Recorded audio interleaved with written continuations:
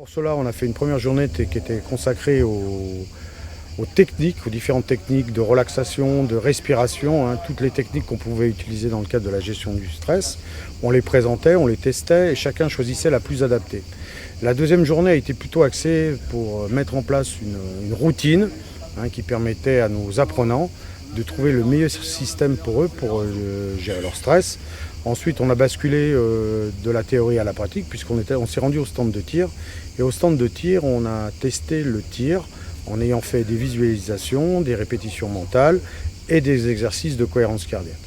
Bon, ça a permis la répétition mentale de prendre des gens qui étaient complètement novices au tir, de leur faire rapidement acquérir la gestuelle qui leur a permis de réaliser le tir. Donc les premiers résultats ont été assez satisfaisants parce qu'on a très peu eu de monde, enfin on n'a rien eu hors cible.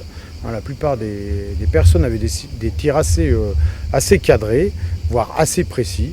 Donc dans un deuxième temps, on a ajusté la répétition mentale, on y a ajouté tout ce qui était cohérence cardiaque de manière à ce que les gens gèrent leur respiration. Et là, les tirs ont continué à s'améliorer.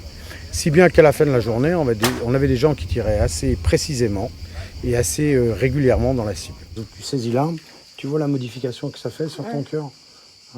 Et là, tu as commencé à essayer de réguler ta respiration. On peut se retrouver dans un bouchon, assis dans la voiture, et au lieu de s'énerver, on peut faire un peu de cohérence cardiaque, ce qui permet de réguler notre respiration et de ce fait, être beaucoup plus calme. Et puis là, tu es la reprise normale. Sous l'effet de la colère, sous l'effet du stress, on peut justement perdre ce discernement qui va nous faire sortir de nos postures professionnelles. En associant des mises en situation où il y a un certain apprentissage de la violence qu'on couple avec des exercices de gestion du stress, on est sûr, on va se mettre dans les meilleures conditions pour que les gens conservent le discernement, même dans des situations extrêmes. Pour nous, c'est important, parce que quand on commence à manquer de discernement, soit on peut paniquer et avoir des réactions inappropriées.